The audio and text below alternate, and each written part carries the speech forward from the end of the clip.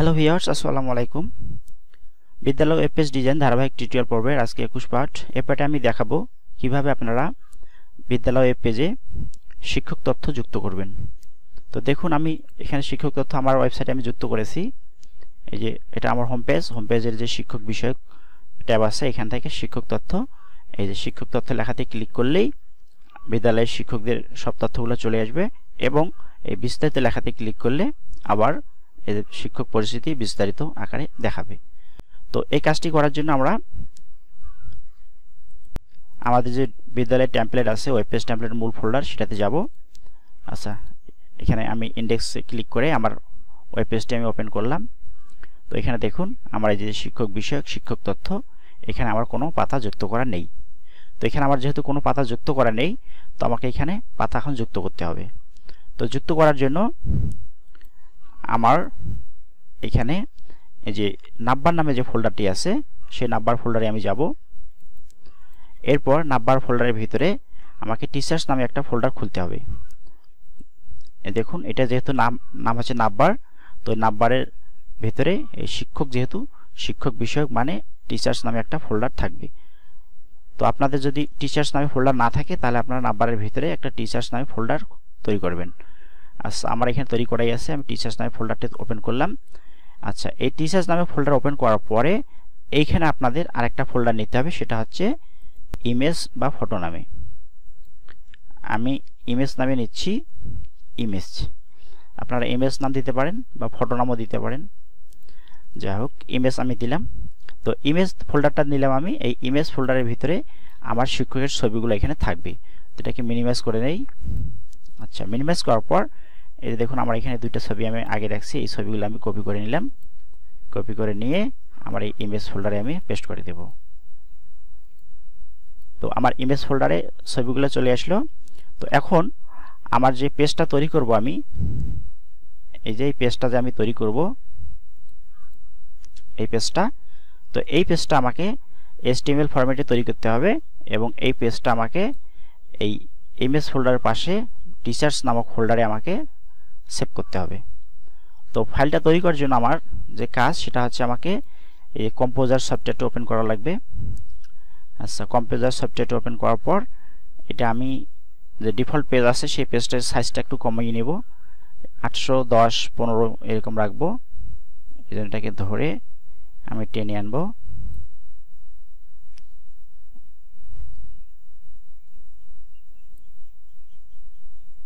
আচ্ছা, 809 হয়েছে, হোক। এরপর এটাকে আমি সেভ করব। তো সেভ করার জন্য আমি এখানে সেভ বাটনে ক্লিক দেব। দিলে আমার এখানে টাইটেল যাবে। তো টাইটেল আমি টিচার্সে দিতে পারি, টিচার্স, ওকে করব। এরপর আমার এখানে ফাইলের নাম যাবে। তো ফাইলের নাম আমি এটাতে ছোট টি ব্যবহার করব। হ্যাঁ, টিচার্স, আপনারা অন্য নামও দিতে পারেন, যা হোক টিচার্স থাকবে এবং এটা আমাকে সেভ করতে হবে। তো সেভ করার জন্য ডিফল্টভাবে আমার এখানে চলে আসছে, কিন্তু আপনাদের নাও আসতে পারে। ধরে নিলাম আপনাদের আসলো না, আপনাদের ডেস্কটপ আসলো। তো এরপর আপনারা কিভাবে সেটা ওই ওয়েব পেজ টেমপ্লেটের টিচার্স ফোল্ডারে নিয়ে যাবেন। তো দেখুন আমার এই যে ওয়েব পেজ টেমপ্লেট ব্ল্যাঙ্ক, এই ফোল্ডারটা শো করতেছে। এটাতে আমি ক্লিক করব। ক্লিক করার পর এই নাম্বারে ক্লিক করব, ওপেন করব। এরপর টিচার্স এই ফোল্ডারটাকে ওপেন করব। হ্যাঁ, করার পর এখানে আমি চলে আসব। ইমেজ ফোল্ডারে আমার ছবিগুলো আছে আর ইমেজ ফোল্ডারের পাশে আমার ফাইল থাকবে। তো এরপর আমি সেভ লেখাতে ক্লিক করব। তাহলে আমার ফাইলটা ঠিক ওই ফোল্ডারেই সেভ হয়ে যাবে। ওই ফোল্ডার ছাড়া অন্য কোথাও সেভ করলে ঝামেলা হবে, পরবর্তীতে লিঙ্কগুলো কাজ করবে না। আপাতত কাজ করবে যখন এই ফাইলটা আপনার অন্য কোনো কম্পিউটারে বা অনলাইনে আপলোড দিবেন, তখন সেটা কিন্তু কাজ করবে না।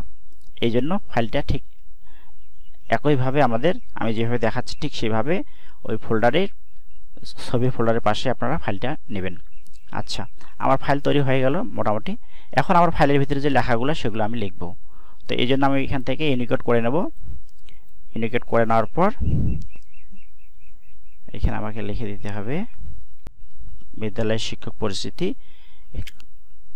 এটা লেফটে আছে, এই জন্য এটাকে সেন্টারে নিব। এরপর এই লেখাটা একটু বাড়িয়ে দিব। এরপর এটাকে একটু বোল্ড করে নেব, তাহলে ভালো দেখাবে। আচ্ছা, শিক্ষক পরিস্থিতি, যদিও লেখাটা এখানে এলোমেলো দেখাচ্ছে, এটা ফন্ট আমরা পরে চেঞ্জ করে নেব শেষে, তাহলে লেখাটা ভালো দেখাবে। আচ্ছা, এরপর আমরা এন্টার প্রেস করে নিচে লাইন তৈরি করে নেব, ফাঁকা করে নেব। এখন আমাকে টেবিল বানাতে হবে।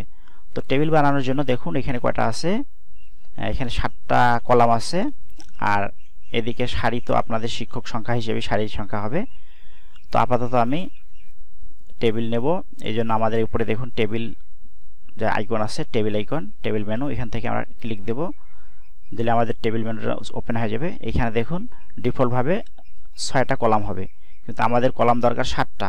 তো এই জন্য আমরা এই যে মাঝখানে যে অপশনটা আছে প্রিসিসলি, এই লেখাতে ক্লিক করব। ক্লিক করলে আমাদের এখানে অপশন চলে আসবে রো 5 কলাম। আপনাদের যে কয়েকটা কলাম লাগে আপনারা সে কয়েকটা কলাম নেবেন। আমার 7টা লাগবে, আমি 7 দিয়ে দিলাম। আর রো আপাতত 5টাই নিচ্ছি। নেওয়ার পর এখানে দেখুন বর্ডার 1 মানে এখানে বর্ডার পিক্সেল হবে 1 পিক্সেল। আপনাদের ডিফল্টভাবে এখানে 0 থাকতে পারে।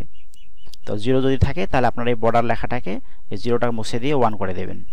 1 করে দেওয়ার পর আপনারা এখান থেকে ওকে করবেন, তাহলে এখানে টেবিলটা তৈরি হয়ে যাবে। আচ্ছা, টেবিল তৈরি হওয়ার পর আপনারা এখানে মাউস পয়েন্টার দিয়ে ধরে আপনারা একটু বড় করে নেবেন টেবিলটাকে, আপনাদের প্রয়োজন মতো আপনারা একটু বড় করে নেবেন টেনে। আচ্ছা, এরপর আমার টেবিলটা মোটামুটি হয়ে গেল সাইজ। এরপর আমার এখন লেখার পালা। তো প্রথমে আছে আমার ক্রমিক নম্বর, ট্যাব প্রেস করলে পরে ঘরে চলে যাবে মাউস বা কার্সর। এরপর হচ্ছে নাম, পদবি, এরপর আছে যোগদান,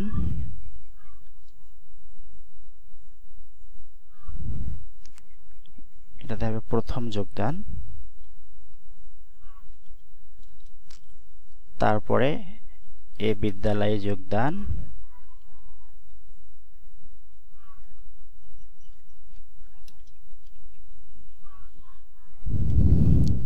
তারপরে ছবি, তারপরে আছে বর্ণনা। আচ্ছা, মোটামুটি এই লেখাগুলোই আমার আছে। তো এটাকে আমরা লেখা শেষ করার পর এটাকে আমরা সিলেক্ট করে নিয়ে সেন্টার করে দেব, মাঝখানে চলে আসবে। এরপর আমরা এই ঘরগুলোকে একটু টেনে ছোট বড় করে নেব।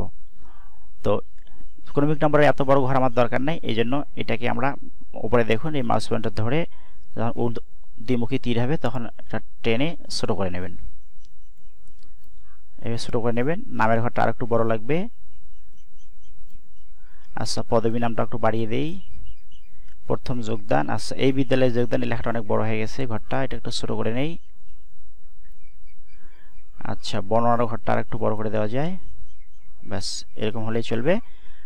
আচ্ছা, নিচ থেকে ঘরটা একটু আমরা কম করে নেই, হয়ে গেল। আচ্ছা, এরপর আমার এখানে ক্রমিক নম্বর 1 শিক্ষকের নাম আমি এখন লিখব।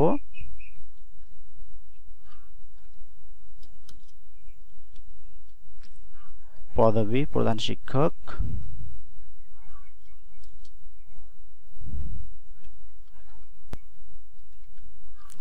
প্রথম যোগদান,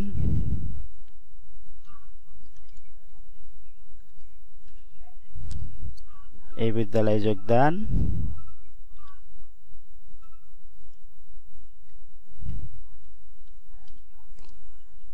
এরপর ছবি, এরপরে বর্ণনার ঘরে লেখা থাকবে বিস্তারিত।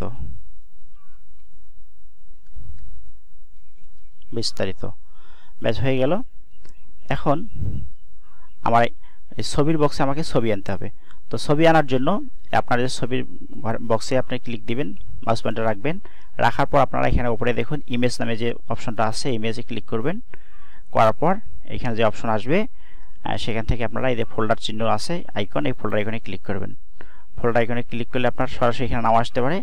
তো ধরেন মনে করেন আপনারা ডেস্কটপে আছেন, তো ডেস্কটপে যদি থাকেন তাহলে ডেস্কটপ থেকে আপনাদের যেতে হবে ওয়েব পেজ টেমপ্লেটে, এরপর আপনাদের যেতে হবে নামবার নামক ফোল্ডারে, এরপর আপনাকে যেতে হবে টিচার্স নামক ফোল্ডারে, এরপর ইমেজ নামক ফোল্ডারে চলে আসবেন। আসার পর আপনারা ছবিটা সিলেক্ট করে ওপেনতে ক্লিক করবেন। আচ্ছা, ওপেন ক্লিক করার পর এখানে দেখুন এই যে URL relative to page location, এটা আপনাদের ডিফল্টভাবে টিক চিহ্ন নাও থাকতে পারে। যদি এখানে টিক চিহ্ন না থাকে তাহলে আপনার টিক চিহ্নটা এখানে দিয়ে দিবেন, অবশ্যই এখানে টিক চিহ্ন দিয়ে দিবেন। এরপর এই অল্টার টেক্সট, এখানে আপনারা টেক্সট লিখবেন।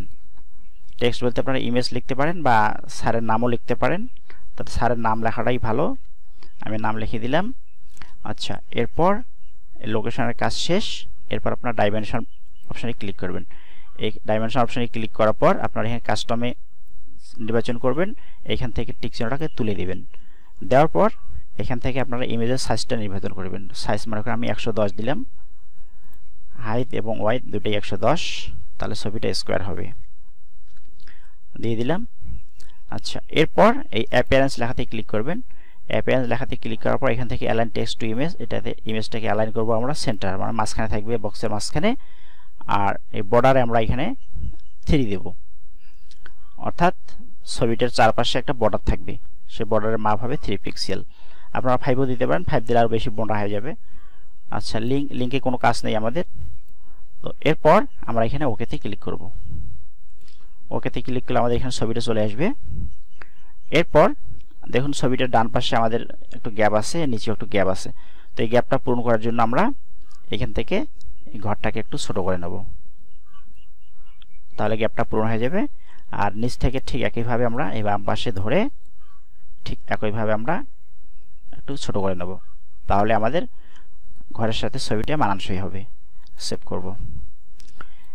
লেখাগুলোকে আমরা সেন্টার অ্যালাইনমেন্ট করে দেব, এটাকে আমরা সেন্টার করে দেব, বিস্তারিত লেখাটাকে সেন্টার করে দেব।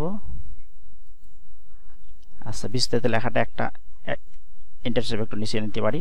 আচ্ছা, এরপর এই বিস্তারিত লেখাটা একটু বড় করা যায়, এই জন্য আমরা এখানে একটু ফন্ট বাড়িয়ে দেব। হ্যাঁ, দেখুন আমার মোটামুটি শিক্ষকের কাজটা শেষ, প্রথম সারি। তো এরপর বাকি যে শিক্ষকের তথ্যগুলো আছে আপনারা ঠিক এভাবে পূরণ করবেন। তো আমি আপাতত এই ঘরটাকে আমি কপি করে বাকি ঘরগুলোতে পেস্ট করে দিচ্ছি। আপনারা এক এক করে বাকি শিক্ষকের তথ্যগুলো যুক্ত করে নেবেন। আচ্ছা, আমি কপি করে দিয়ে দিলাম। এরপর আমার যে কাজ সেটা হচ্ছে এই ফন্টটাকে আমার ঠিক করে নেওয়া। তো এই জন্য আমরা এখান থেকে জাস্ট সিলেক্ট করে নেব, নেওয়ার পর এখান থেকে আমরা ফন্টটা নির্বাচন করব নিকোশ, আমরা নিকোশে দিয়ে দিব। হ্যাঁ, নিকোশ দিলে আমাদের লেখাটা ভালো হয়ে যাবে। এখন আমরা চাইলেই এই প্রথম ঘরের লেখাগুলোকে একটু বড় করে নিতে পারি, তারপর বোল্ড করে দিতে পারি হেডার লাইনটা। বাকি লেখাগুলো আপনারা বড় করে দিতে পারেন, সমস্যা নেই। বড় করলে আপনাদের 1 পয়েন্ট বড় করা যাবে। নির্বাচন করে আমরা জাস্ট একবারই ক্লিক দিলে 1 পয়েন্ট বড় হয়ে যাবে। আচ্ছা, হয়ে গেল, এটাকে সেভ করে দেই। এরপর যে কাজটা সেটা হচ্ছে যে আপনাদের এই প্রথম লাইনটা এটা আমরা ঠিক করে নেব। এটা কালার দেব, একটা কালার দেব, পেন্সিল চিহ্ন আইকনে ক্লিক করার পর আমরা এখান থেকে একটা কালার নির্বাচন করে ওকে দিলে এটা কালার হয়ে যাবে। তো মোটামুটি হয়ে গেল কাজ, সেভ করে দেই। এখন এখানে আরেকটা বিষয় দেখুন, যে আমার যে টেবিলটা আছে সেই টেবিলটাতে কিন্তু একটা করে বর্ডার আছে। দেখুন সবগুলোতে একটা বর্ডার আছে, তো এখানে কিন্তু একটা বর্ডার নেই, এখানে ডবল বর্ডার হয়ে গেছে। তো এই ডবল বর্ডারটাকে সিঙ্গেল বর্ডার করার জন্য আপনার একটা কাজ করতে হবে। এভাবে রাখলেও সমস্যা নেই, আপনারা এভাবেও রাখতে পারেন। যদি মনে করেন যে আমার সিঙ্গেল বর্ডার আমি দেখাবো, তো সিঙ্গেল বর্ডার লেখার জন্য আমরা এখানে সোর্সে ক্লিক করব। ক্লিক করার পর এখানে আমাদের হেড ট্যাগ আছে, হেড ট্যাগ ওপেন হয়েছে, এখানে হেড ট্যাগ শেষ হয়েছে। তো এই শেষ হেড ট্যাগের উপরে আমাকে একটা কোড লিখে দিতে হবে। সেই কোডটা হচ্ছে স্টাইল ট্যাগ ব্যবহার করতে হবে। স্টাইল ইন্টারপ্রেস করে নিচে আসবো, এরপর টেবিল TABLE টেবিল কমা TH কমা TD দিয়ে আমরা সেকেন্ড ব্র্যাকেট ওপেন করে নেব। নিচে লাইনে আসবো, ইন্টারপ্রেস করে তারপর বর্ডার BORDER বর্ডার দিয়ে আমরা ক্লোন দেব, clone 1 PX solid SOLID solid black BLACK black দিয়ে আমরা সেম ক্লোন দেব। ইন্টারপ্রেস করে নিচে আসবো, এরপর আমরা লিখব border border hyphen collapse COLLAPSE দিয়ে আমরা কোলন দেব, তারপরে আবার লিখব কোলাপস COLLAPSE কোলাপস দিয়ে আমরা সেমিকোলন দেব, দিয়ে আমরা ব্র্যাকেট ক্লোজ করে দেব, দিয়ে এন্টার প্রেস করে নিচে এসে স্টাইল ট্যাগ আমরা ক্লোজ করব, স্টাইল ট্যাগটাকে আমরা ক্লোজ করব। ব্যাস স্টাইল ট্যাগ ক্লোজ করে দিলাম, ঠিক হেড ট্যাগের উপরেই থাকবে। দিয়ে আমরা ডিজাইনে চলে আসি। দেখুন আমার সব বর্ডারগুলো সেভ দিই, সব বর্ডারগুলো দেখুন আমার সিঙ্গেল হয়ে গেছে, সব বর্ডার আমার সিঙ্গেল হয়ে গেছে, আগে ডবল ছিল এখন সিঙ্গেল হয়ে গেছে। আমার পাতা তৈরি কাজ শেষ। এখন আমাকে আমার এই সাইটের যে হোম পেজ আছে, হোম পেজের শিক্ষক বিষয়ক শিক্ষক তথ্য, এই তথ্যতে আমাকে পাতাটাকে যুক্ত করে দিতে হবে। তো এই জন্য আমাকে আমার যে ওয়েব পেজ ফোল্ডার আছে সেই ফোল্ডারে আমাকে মূল পাতায় চলে আসতে হবে। আসার পর এই যে ইন্ডেক্স নামে ফাইলটা আছে, এই ইন্ডেক্স নামে ফাইলটা আমাকে নোটপ্যাড প্লাস প্লাসে ওপেন করতে হবে। আচ্ছা, ওপেন করার পর এটাতে আমাকে কোডটাকে একটু চেঞ্জ করতে হবে। শিক্ষক বিষয়ক, এই দেখুন শিক্ষক বিষয়ক, শিক্ষক বিষয়কের প্রথম লাইনটাই হচ্ছে শিক্ষক তথ্য। এখানে এসে আমাকে এই তথ্যটাকে আমার ঠিক করতে হবে। তো শেষে যে অপশনটা আছে index.html, এখানে আমাকে নাম লিখতে হবে টিচার্স। আমি ফাইলটা তৈরি করলাম টিচার্স নামে, তো এখানে আমাকে নাম দিতে হবে teachers.html থাকবে। আর সামনে ডিফল্ট পেজ নামে যে অংশটা আছে এটাকে কেটে দিয়ে আমাকে ফোল্ডারের নাম লিখতে হবে। আমার প্রথম ফোল্ডার ছিল নাববার, প্রথম ফোল্ডার নাববার, তারপর স্ল্যাশ দিয়ে আমার দ্বিতীয় ফোল্ডার হচ্ছে টিচার্স, দ্বিতীয় ফোল্ডার আমার টিচার্স। প্রথম ফোল্ডার নাববার, দ্বিতীয় ফোল্ডার হচ্ছে টিচার্স, এবং টিচার্স নামক ফোল্ডারের ভিতরে আমার থাকতেছে teachers.html নামক ফাইল। এবার আমি সেভ করে দেব, সেভ করে দিলাম।